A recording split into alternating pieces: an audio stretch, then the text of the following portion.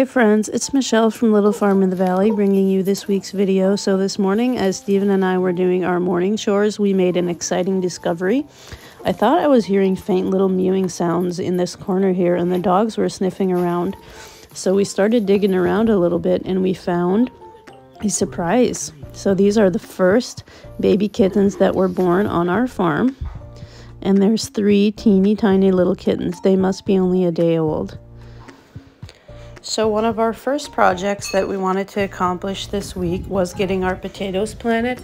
So Sunday afternoon, Stetson and I did the first step in the potato planting, which is to cut our seed potatoes. You don't really have to cut your seed potatoes, but if you want more potato plants, it's a good idea to cut them. Just make sure you leave a couple eyes, which are the little sprouts on your potatoes that grow. Just make sure you leave a few eyes on your potatoes if you want to have more potato plants. Okay. So I had to show Stetson how it was done, and he kind of ended up just cutting the potatoes in half. I guess I was a little bit more precise in cutting them into more pieces and just making sure I had some eyes on my pieces. So we have the red potatoes, and then we have the white Kennebec, and I'm not quite sure what the third variety is. It was a bag from the feed store, but the tag had gotten torn off, so I'm actually not sure. It might have been a russet that was the third kind. But we're just separating them into 3 buckets.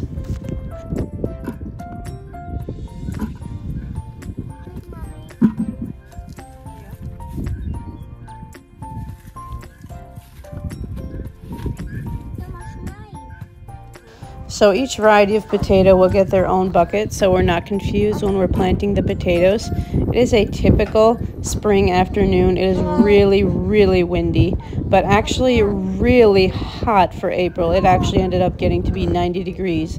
So you better believe we were sunburned and windburned by the time we were done with this potato project.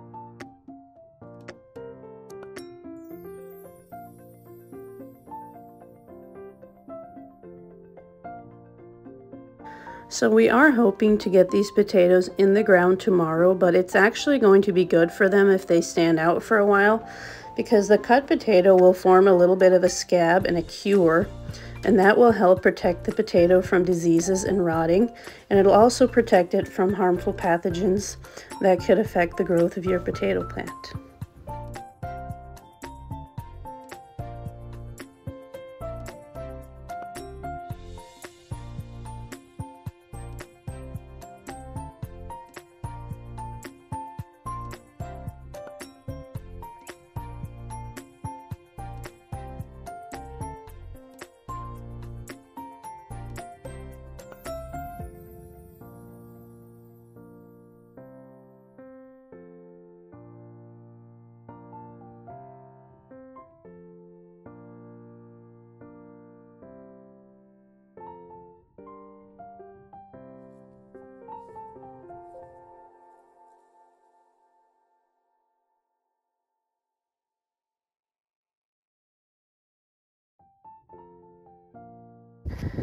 So according to plan, Sunday afternoon we did get out and get our potatoes planted. So what we did first was we tilled up a little bit of the garden, and now Stephen is digging up a little bit of a trench of sorts, because you want to dig your potatoes quite deep.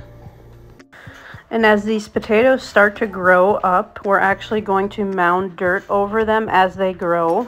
And this is called mounding or hilling your potatoes. We've actually in the last few years had these potatoes growing in small raised garden beds. It worked some years and some years not so good. So this is actually our first year that we're going to plant potatoes in the actual garden. So we'll see how it goes. I'm just scattering the potatoes down into this trench. Not really much of a pattern or trick to it, just kind of trying to space them a little bit. And then we're just burying them, and we'll let nature run its course.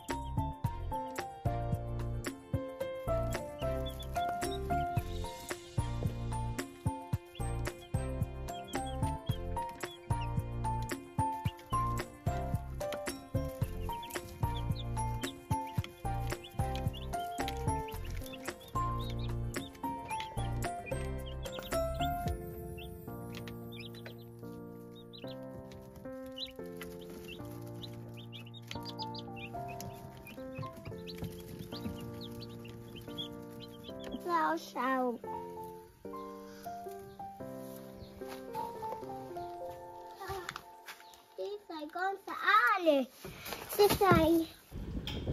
So now that we had a little stroll around the farm and went inside for a little snack break, we are back outside, and these are the raised beds that I was referring to earlier. This is where I used to plant potatoes, and it didn't work out really well last year, so we're going a different route this year. What we're doing right now is we're just filling the beds with compost and kind of amending the soil a little bit.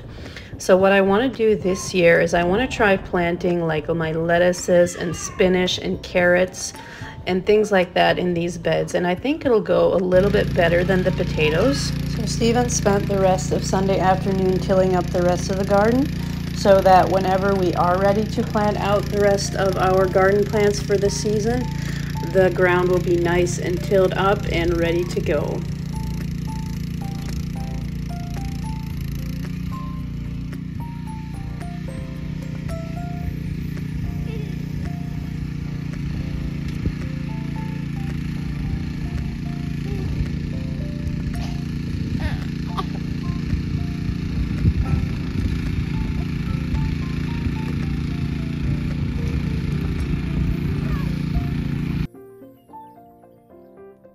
So before we head into the house for our supper, I'm going to take another quick stroll around the farm. I need to go to the chicken coop and collect the eggs. There's always drama going on in here.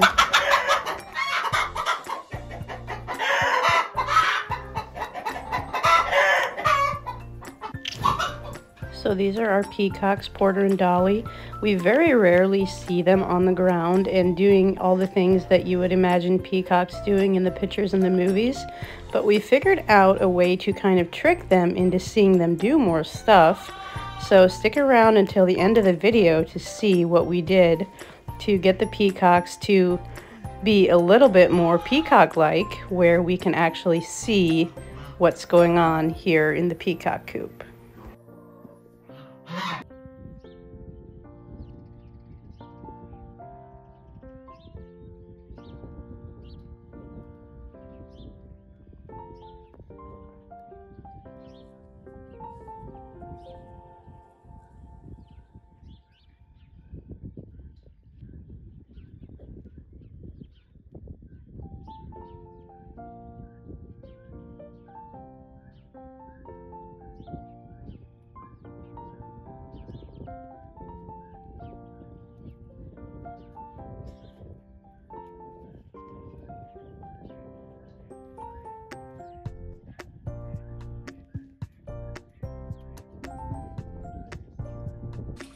So on Tuesday and Wednesday, I attempted a huge kitchen project that I've been wanting to tackle for a while. Like I said before, we've been getting a lot of eggs this time of year. The eggs that you see here are actually from my basement canning pantry. These eggs are preserved in lime water. And it's kind of the time of year where I like to use up what I have left over, because with the chickens starting to lay a whole lot of eggs right now, it's kind of time to start taking fresh eggs and putting them away in lime water. So I kind of wanted to clean these up and get them out of the way. So what I'm going to do is I'm going to make a traditional German soup called Gastel soup. So this is similar to noodle making. I actually think it originated from when you make noodles, all these little bits and pieces that kind of fall off to the side that you would normally throw away.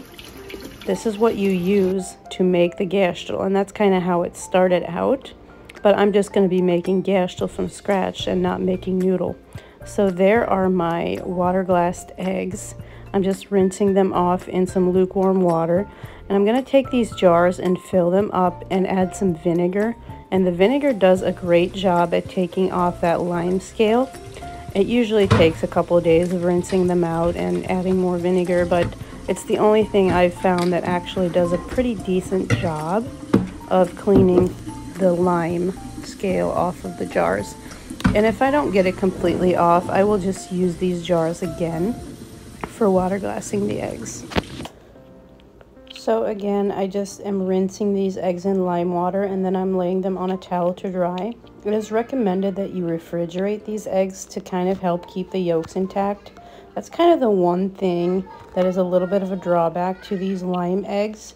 The yolk will sometimes not be intact when you are cracking these eggs open, but I actually kind of found as I was going along here in my Gersel project, I actually kind of found that if you're gentle enough, you can a lot of times actually keep that yolk intact. What's going on right now in the kitchen is I brought the kittens in from the barn and put them in the entryway for the boys to enjoy, because it's kind of a dreary day and we're not going to be heading outside. So I thought that this was probably the only way they'll get to enjoy the kittens, because this time of year there's just as many not so nice days as there are nice days.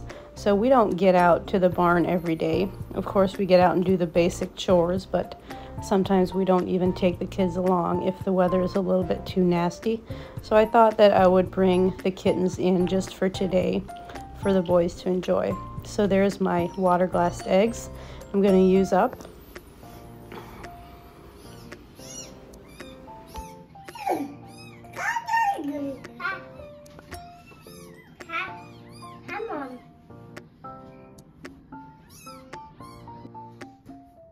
So we have our water glassed eggs and some fresh eggs from the last few days.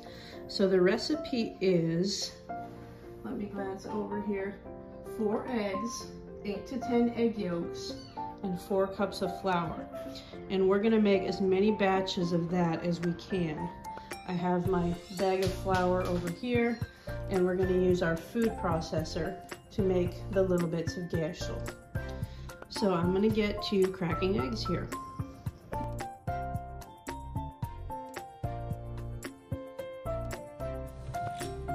To show you what these water glass eggs look like. Break them open.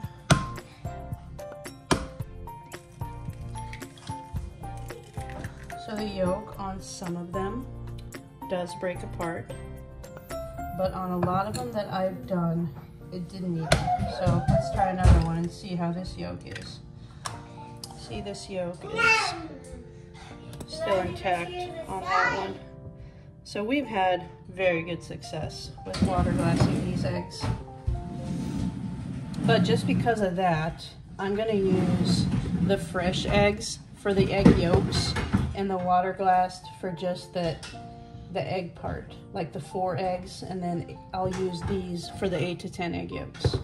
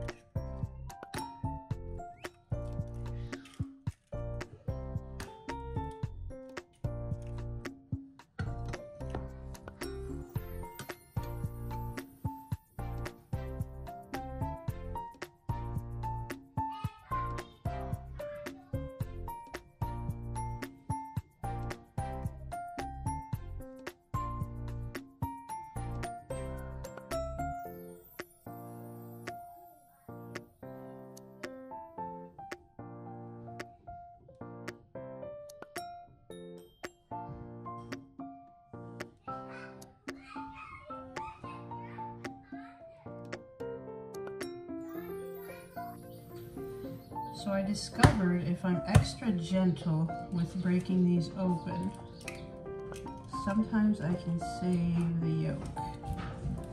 So I have 7 yolks already in here from these eggs.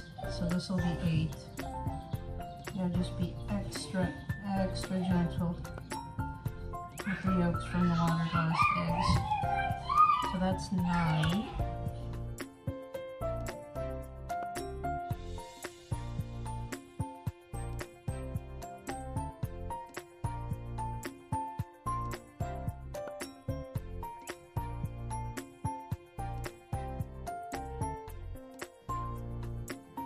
So we have 10 batches of eggs. So for each batch of eggs, we're gonna need 4 cups of flour. So I've got my food processor out and we are making these batches of gashel. I always struggle a little bit with knowing how much to put in. Like if you had a food processor big enough, you could probably make the whole batch. But I have better luck when I just do, for example, I'm doing a cup of flour, half of the eggs, and blending that up to see what it looks like. But the consistency is so different from every batch that what I actually ended up doing this time is I just mixed all of my eggs into a big bowl, and I was just kind of messing around with the flour, every batch different. So a lot of times when I have made a recipe hundreds of times like this gashel, I will kind of disregard the instructions and I will just kind of do what works for me on a particular day. And it could be the water glassed eggs, it could be a lot of things, but for whatever reason, I was just not achieving the uniform gashel that a lot of times I do. So I pretty much spent the whole time messing around with trying to figure out a perfect ratio for eggs versus flour. So what you basically do is you put your flour and your eggs and egg yolks all into the food processor and you give it a few pulses until your gashel reaches your desired size. We kind of like it a little on the bigger size, so I was struggling with certain batches having a little bit too much flour and then I was getting smaller bits. So I spent the whole time kind of messing around with trying to figure out my ratio, but in the end my gashel turned out pretty good anyway.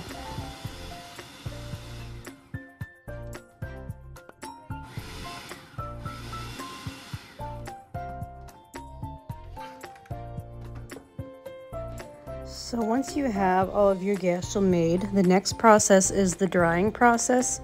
Now you can either use your gashel right away if you're just making a small batch. You can make the soup right away and use it up, or you can dry this gashel and store it in the freezer for future use. So obviously a huge batch like I made, obviously I'll be freezing most of it. So my bigger bits and pieces here, I'm kind of crumbling apart, and as I'm drying it, I will have it here in these trays, and I think I'm even going to leave it overnight and get it really dry before I start to freeze it. You can also put your oven on the lowest setting and dry this gashel in the oven about a half an hour at a time. Then you take it out and let it stand to cool down a bit and then give it a good stir and a good crumble. And you can do that over and over until it reaches the desired dryness. I did do that with a few of the batches just to get some out of the way. So I'm going to start cleaning this up. So I have quite a few really big pieces left in these pans. So these are a little bit too big. I actually don't mind them big, but these are a bit too big. The ideal size is more like this. So what I'm gonna do is I'm gonna kind of scrape away the big pieces from the top here, and I'm gonna pack the rest of these. And then I might just take, like I'll fill a pan with the big pieces and I might just put them in the food processor and give them like 1 pulse. And they should be perfect. But since I do like them on the bigger side, I'm not gonna spend too much time picking around on, I mean, these couple big ones that are in here are fine since we do like them on the bigger side. but this particular pan is mostly big ones. So I know most of these are gonna go back in the food processor for like one pulse. So what I'm gonna do is basically start cleaning this up. And I keep these in the freezer, and they keep for, I don't know how long. I guess I've never had any that have gone bad, and I'm sure I've had some in the freezer for probably well over a year. And that's why I don't really keep them out until they're dry. I mean, the little ones are dry, but these bigger ones, I can feel a little bit of moisture still in them, but since they're going in the freezer, I'm not too concerned. You can hear the baby chicks hollering behind me. We did lose one during the night. I did call the feed store and ask if there's anything I could possibly do to save the rest of them. Just not quite sure what's going on with them. Very sad. But anyway, so yeah, that's what I'm gonna do. I'm gonna clean this up.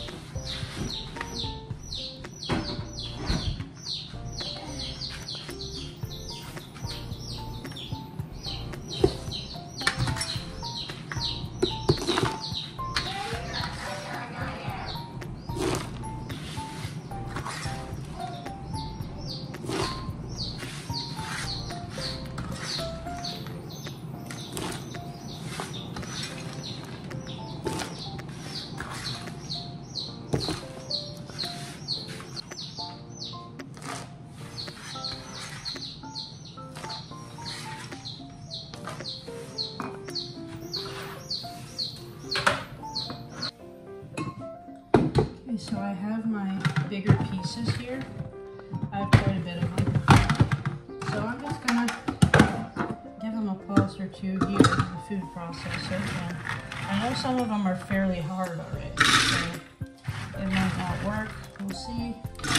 If not, I will just put them in a separate container and know that these are the bigger pieces. Because like I said, I prefer the bigger pieces actually, so I just didn't really want them mixed in with the finer ones so much.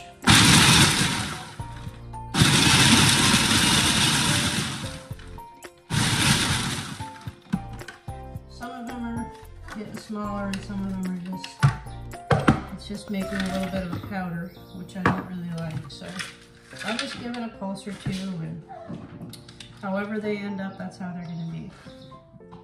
I don't think I'm gonna mind terribly these bigger pieces. So here's what we ended up with. That should last us a couple months, maybe 4 months or so. The bigger, you can definitely tell a difference that these are the bigger ones. So for now, they're just gonna go in the freezer. So this is how simple this soup is. My broth is boiling. So I'm just gonna pour some in here. I don't really use a measurement, I just eyeball it. So I'm gonna turn my burner on low and let it boil for about a minute on low before I turn it off, and then it'll be ready to eat.